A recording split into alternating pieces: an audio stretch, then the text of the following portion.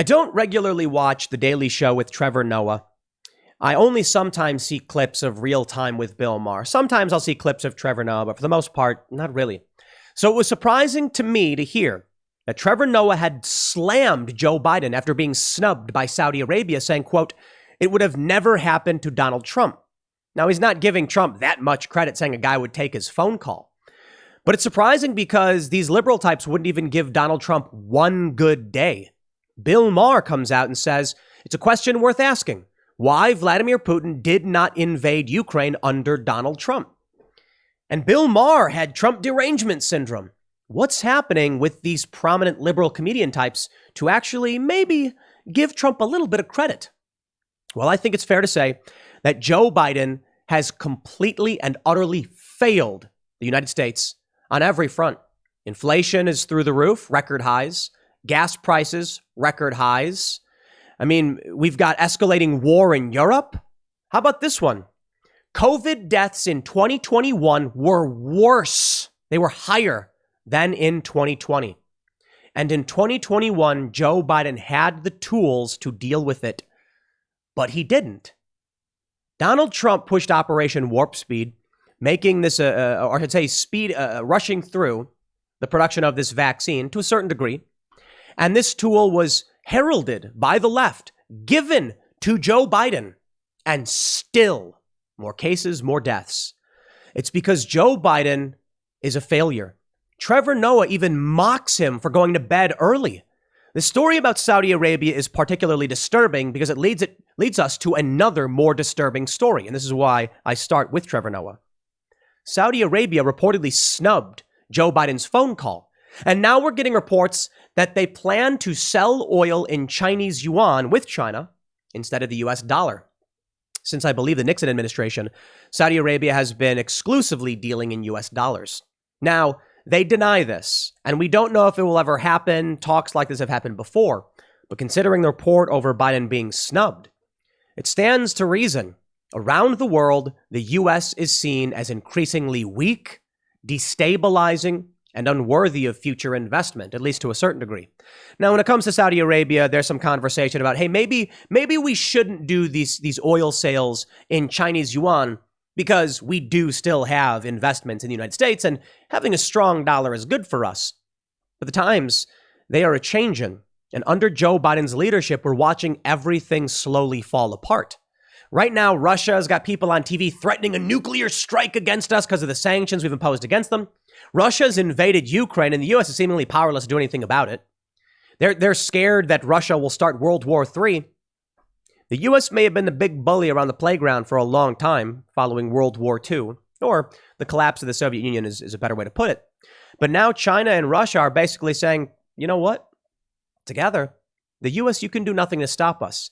You don't want war, and you're unwilling and incapable of pushing it. But I wonder if there's something else here. You know, seeing Trevor Noah and Bill Maher come out and say this stuff, I wonder if it's a cultural issue here in the United States. What cultural values is the U.S. pushing? They're not. In fact, there's two distinct cultures within the U.S. right now that are at odds with each other, nay, in a civil war of sorts. Perhaps it's Russia and China that see that, maybe even help sow that, and now they're exploiting it to take what they want as the U.S. rips itself in half. Recently, we heard on The View calls for the arrest of Tucker Carlson and Tulsi Gabbard, effectively the calls for their arrest, because they were like, you know, oh, they used Russia, you know, Tulsi and Tucker are propagandists for Putin, and we used to arrest people for things like this, so they should investigate. The DOJ should get involved. Who would not seek to exploit that? I want to show you a little bit about what's going on with Saudi Arabia, the U.S. reserve currency, the petrodollar, all of these bad things that are happening. And I want to show you Trevor Noah even saying it. This is now 3 days ago. It really does feel like even these liberal prominent comedians are recognizing there's no defense of Joe Biden. He has completely failed us. Before we get started, head over to timcast.com, become a member if you would like to support our work and support our journalists. There, we have members-only segments on the Timcast IRL podcast up Monday through Thursday at 11 p.m., which are available. You can check those out. And just simply put, as a member, that is what directly funds all of our reporting. So if you like the reporting we do, if you like these videos, please be a member. But don't forget to like this video, subscribe to this channel, share this video right now wherever you can. Get people to see it, to see what these people are saying. And I'm going to back it up with facts, data, and evidence and show you some of the current events. I think it's fair to say that Joe Biden may be the worst president we've ever had, and he has failed us completely within the span of a year. So again, smash that like button. But here's the first story, just a little context. Trevor Noah rips Joe Biden over Saudi UAE phone snub. Report would have never happened to Donald Trump. Some interesting quotes. Look at this. He says, quote, I mean, look, I know it's hard to arrange those calls. You know, Riyadh is 8 hours ahead. Biden is asleep by 4 p.m. It's a narrow window to make it work, but still, that must have been really embarrassing for Biden. Can you imagine? He phones them and they don't pick up. Wow. He goes on. Now, according to the White House, that story is totally untrue. They deny it, which I would too. But either way, man, there is no denying that Saudi Arabia isn't playing ball with Joe Biden. And you know what? You can say what you want, but this would have never happened to Donald Trump. Never. Then we've got the war. How about that? Bill Maher says it's worth asking why Putin invaded Ukraine under Biden and not Trump. The reason why I start with the Trevor Noah story is because of this report. Saudi Arabia considers accepting yuan instead of dollars for Chinese oil sales. Talks between Riyadh and Beijing have accelerated as the Saudi unhappiness grows with Washington.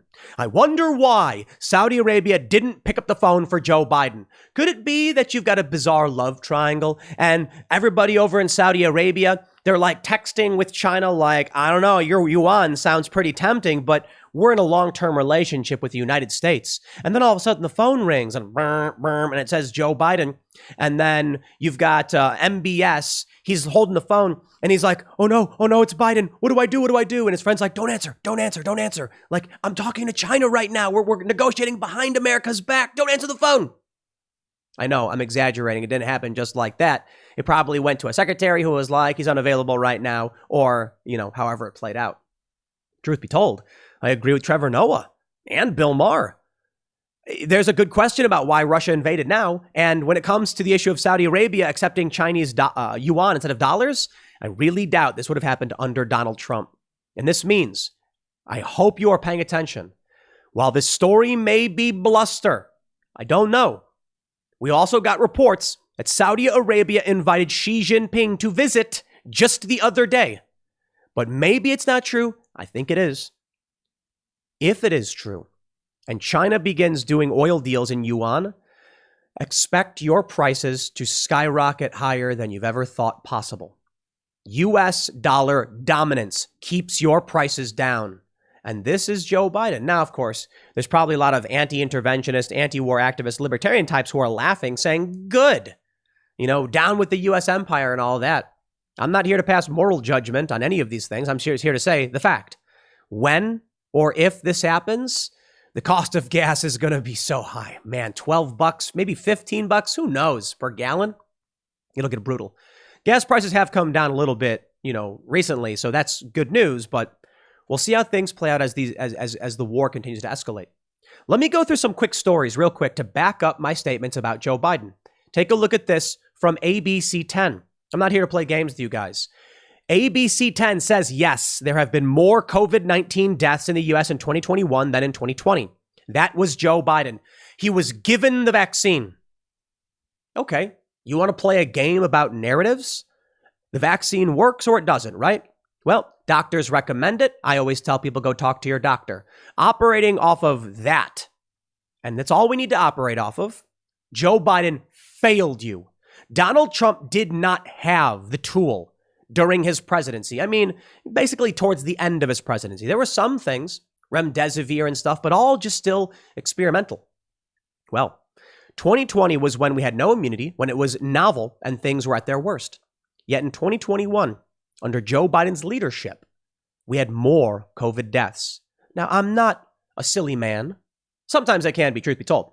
But I recognize that governors' policy played a huge role in all of this too. Donald Trump was very hands-off, but Joe Biden was not.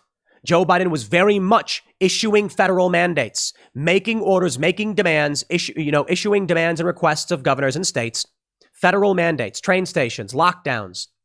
It didn't work. Even with this tool, he could not do anything to stop it. Now, hey, maybe Donald Trump as president would have been in a similar boat.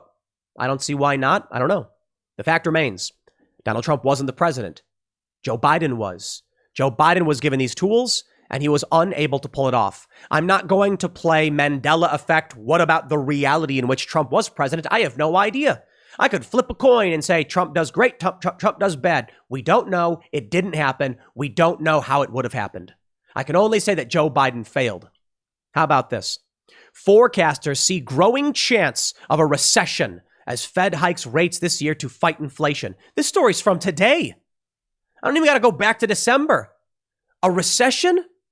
Inflation is already at 4-decade highs, depending on how you calculate it. Gas prices are breaking records. And it's not just consumer prices. Wholesale inflation is up in the U.S. 10% in the last month from a year earlier, as energy costs skyrocketed 33.8%.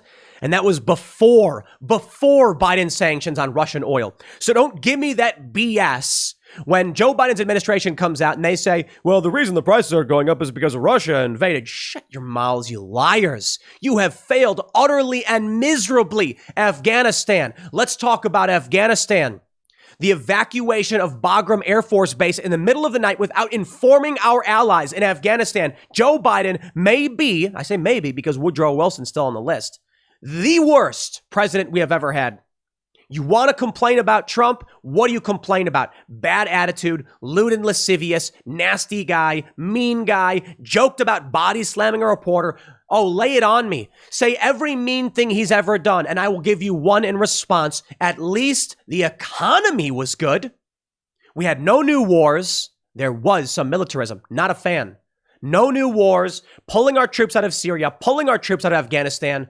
All good things. Joe Biden steps in, and it has been a complete disaster. I got to throw it to Trevor Noah. He's willing to come out and be like, never would have happened to Trump getting snubbed like this. And I'm like, bro, when it is so bad that even Trevor Noah and Bill Maher have no choice but to come out and be like, we've got to give some credit to Trump.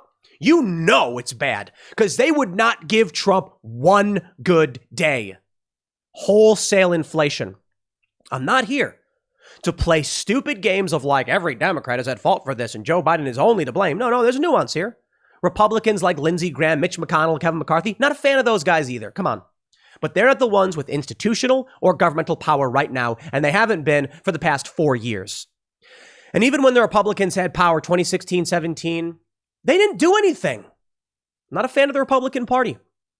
The reality is, I can get into the hard details and talk about why our generals like Mark Milley screwed things up, or I can just say it's the administration.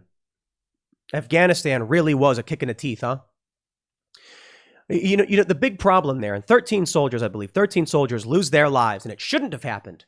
We should not have been there in the first place. We should not have been in Iraq in the first place, but we're there. I get it. I'm someone who despises growing up in an era where the U.S. involves ourselves in the Middle East. Why? Well, they want to surround Iran. It's so disgusting and stupid.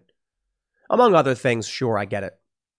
But we send our troops there. I can fully admit, Ron Paul said that if you prescribe the wrong medication, you don't just say stay on it. You say it's time to get off that medication. I agree with that, but I don't think cold turkey is the right response.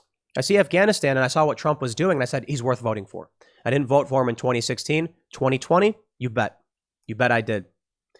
But Joe Biden stepped in, pushed the timeline back, botched the withdrawal to such an absurd degree, and now you expect me to in any way get behind this man when we're watching all of the chaos unfold before us.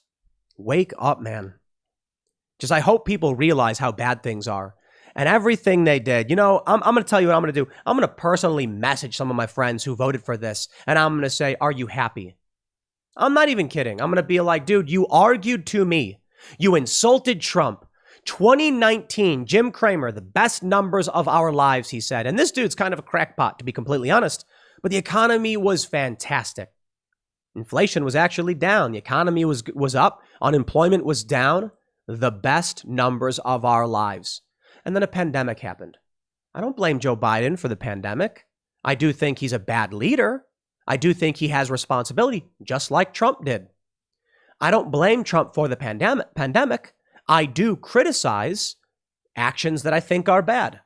Well, what did Trump do? Trump said we got to work through this. He gave advice. He sent the those medical ships to, I think it was New York and LA. Did he do a perfect job? No, absolutely not. Did he say dumb things? He says a lot of dumb things, man. But Joe Biden is worse. He's absolutely worse than even Trevor Noah is saying it right now. So, man, I got to tell you, when I had friends saying, we got to stop Trump, I'm like, stop what, man? I'm seeing regular working class people for once in their lives talk about how they're moving up the economic ladder. Nah, this is what they wanted, I guess, to burn it all down. Average gas price rises 22% in 2 weeks to record $4.43. This is yesterday. Oil prices have come down a bit. To clarify, gas prices are still insane. So what does the White House do? They bring in a bunch of TikTokers, fill their minds with BS, send them on their merry way to go lie to the younger generation, to Gen Z. I hope these kids don't fall for it, man. Post these clips on TikTok, why don't you? They banned Timcast IRL. They don't want the kids to hear the truth, I guess. I'm being facetious somewhat.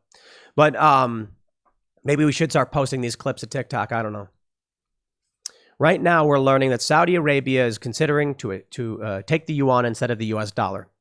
We don't know entirely for sure if this will happen. It does seem like China's exploiting the Ukraine crisis to do this. They've tried doing this in the past. Over the past 10 years, we've heard many stories about Russia and China trying to get off the US dollar. We knew this day may be coming. Maybe Donald Trump did.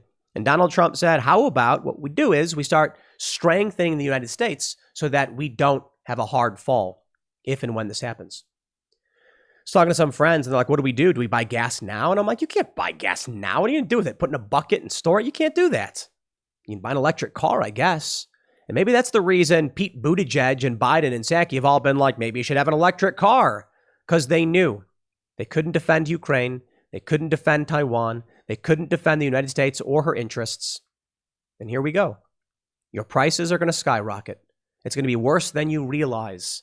With the war, with everything they're saying, oh, but Vladimir Putin, we don't want to do deals with them. Oh, yeah. Wait until Saudi Arabia is selling, oil in yuan.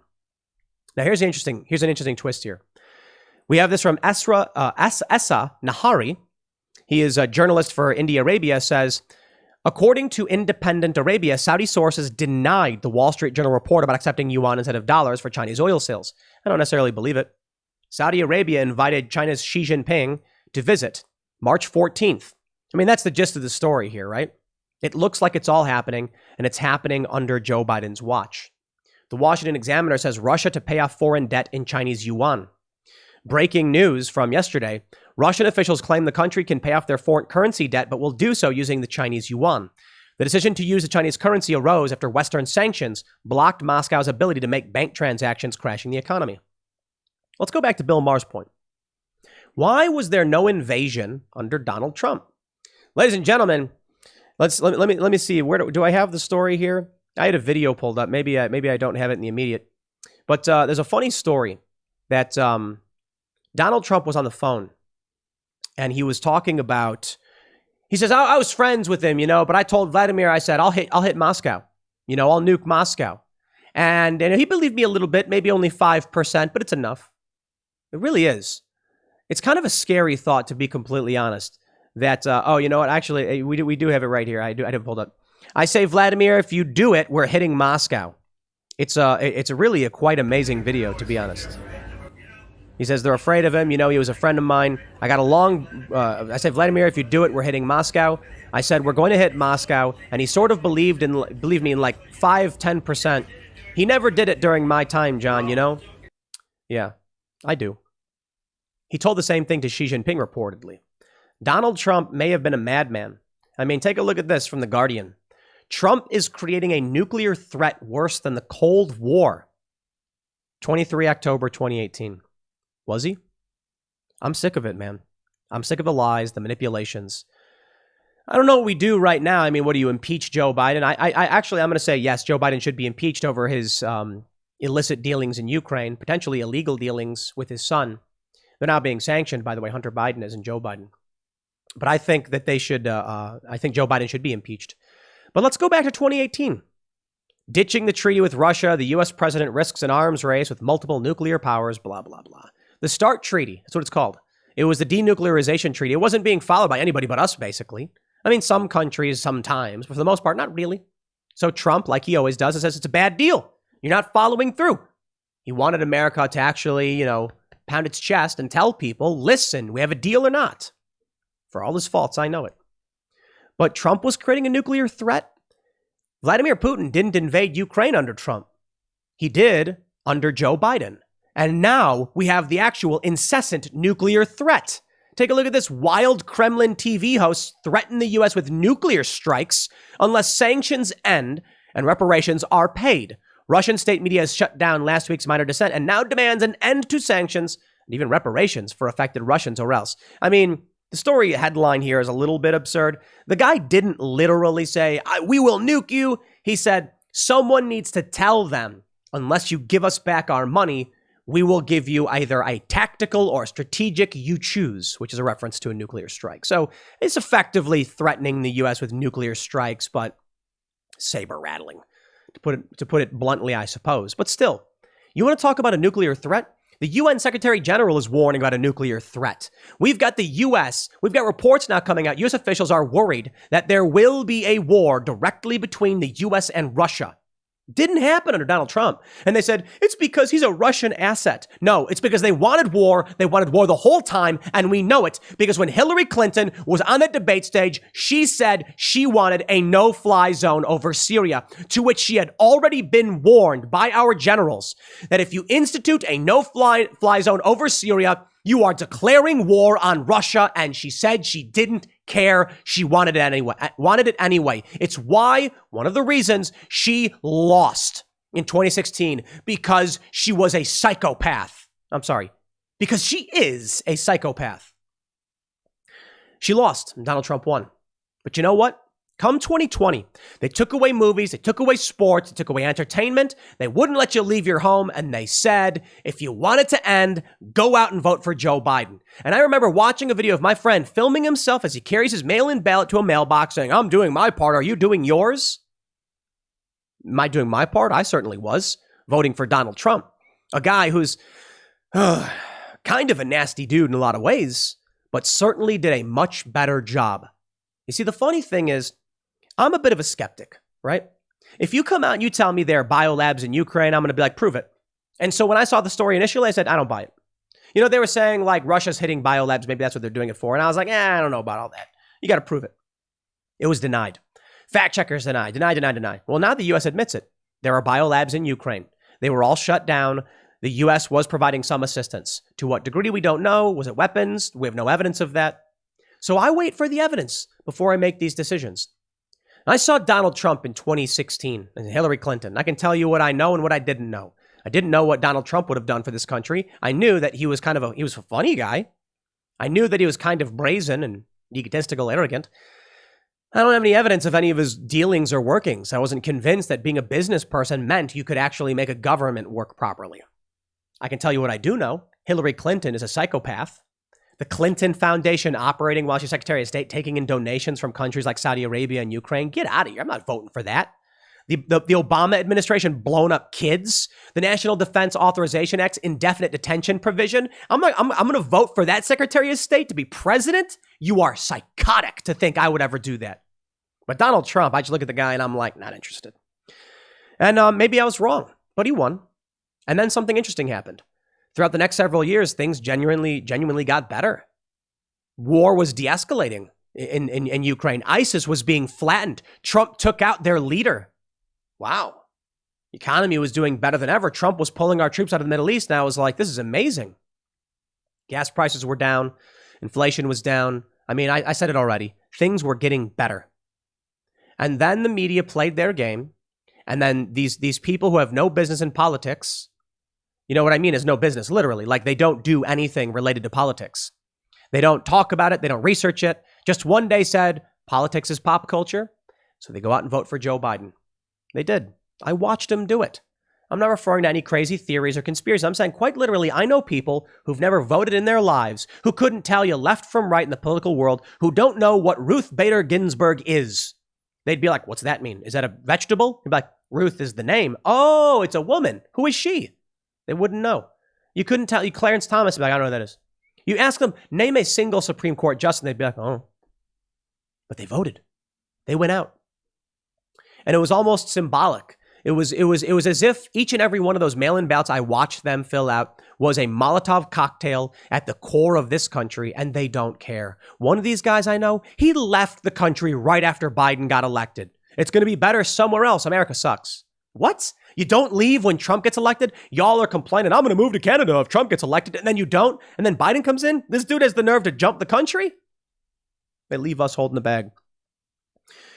You know, I'm thinking about all this when I'm watching these clips of Trevor Noah and Bill Maher and a bunch of other people, too, who have come around. I mean, it was fascinating. We had Kim Iverson, right? She was a progressive. Still kind of is.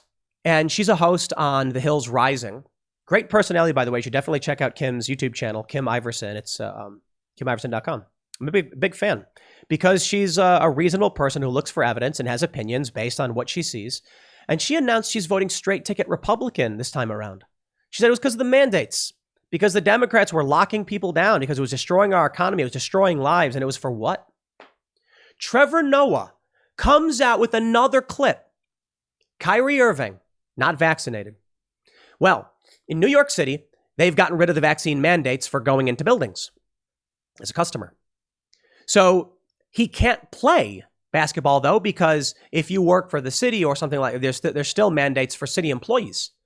So he bought a ticket and went and sat and watched the game as a fan, got up and gave hugs to all the players after they won. And he says, look, I don't care if you're the most COVID compliant. This doesn't make sense. I'm like, wow. Even Trevor Noah is waking up to the psychotic behavior that's happening all around us. Stop being sheep, man. I wonder what's going to happen in 2022. I mean, when I say 2022, I mean the election. I know it's 2022, but it's a reference to the actual election that takes place in the year. What's going to happen in November?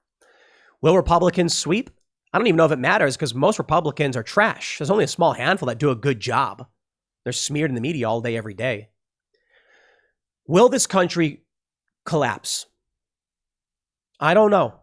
I think Joe Biden may preside over the end of of American global dominance. Not necessarily a bad thing for a lot of reasons, for a lot of moral reasons. It'll be bad for all of us. I hope you've prepared, got your skills sharpened, get some chickens and grow a garden. But genuinely, I fear what's going to happen under this president, and I always have. Many people did. I didn't think he could win because he was so incompetent, but people really did hate Trump. You know, a lot of people don't want to believe that Trump genuinely lost, but yo, it's not so much that, you know, if you took Trump and Biden, put them in a room, and then said, go vote, I'm sure Trump would have won in 2020. But with mail-in voting, with COVID, with a lot of these factors, with what do they call it, voting in the park, whatever, in Wisconsin, Democrats and Republicans hated the guy, and the votes came in.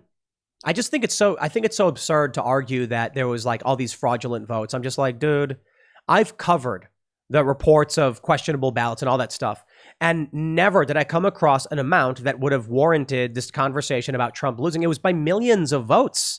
I mean, listen.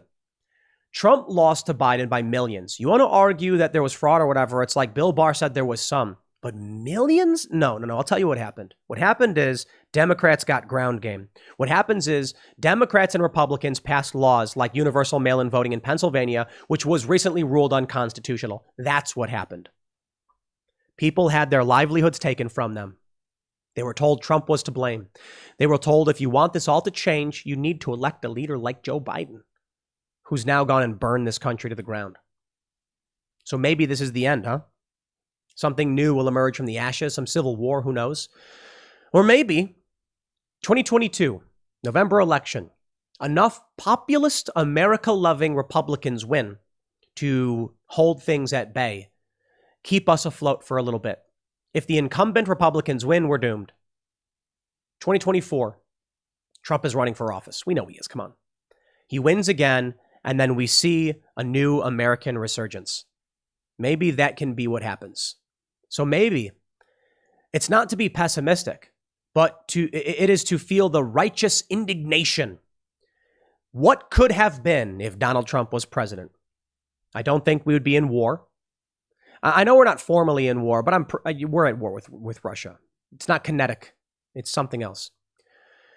It's getting bad. I mean, we're issuing sanctions. There's information war. There's hacking. I don't think we'd be here with Trump because Trump was a bit unpredictable and worried people. I mean, he worried me. I don't like the idea of threatening countries with nukes, but man, if it stops war, it's kind of scary, huh? That's what it would have taken. The economy would be doing better. People would be living better lives. Things would be calmer. That was taken from us by these people who went out and voted, for Joe Biden. But maybe these people will wake up with even Trevor Noah coming out and saying, like, Joe Biden's in bed by 4 p.m. Oh, you know it. Please come out and say, don't vote for this man again. But here's what I'm worried about. Trevor Noah, his fleeting lucidity returning to him. What's going to happen in 2024? He's going to turn around like, do a 180 on a dime and be like, everybody vote for Kamala. I don't think it'll be Joe Biden. We'll see. Maybe Joe Biden's failures will be so profound that even Democrats primary him. He doesn't run for re-election. Maybe.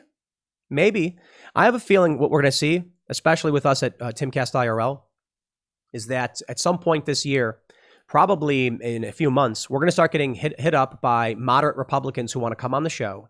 And they're going to say things like, we agree with you on wokeness. We agree with you on, all of these issues around cops and stuff like that. Let me go and give the case for like revitalizing the Democratic Party and getting rid of this like insurgent element and stuff. And we're going to have those conversations. They're going to do that because they're desperate to retain power and they know that's where the American people are. I'm more than happy to entertain any of those conversations. But I'll tell you this.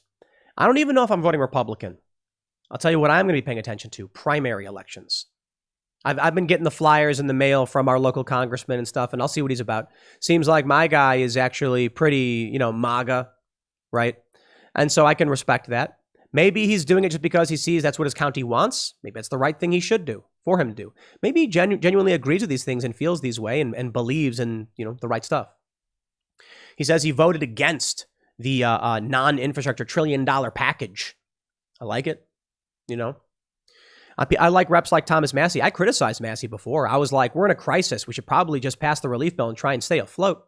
I look back on things now and I'm like, maybe this country needs a hard fall because these people think they can just steal your money, steal the money of your kids and from your tax dollars through inflation and printing of money. Maybe we just need a hard wake-up call. I don't know. Whatever it is, I'm not going to pretend to be a leader. In terms of politics, I can certainly be someone who reads the news and has opinions. Maybe some people, follow that and agree with it.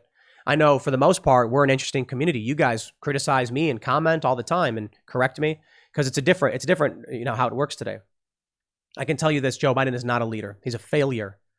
He's an abject failure. And I'm just so tired of reading the news every day about everything his administration is screwing up or how they're lying to us about everything.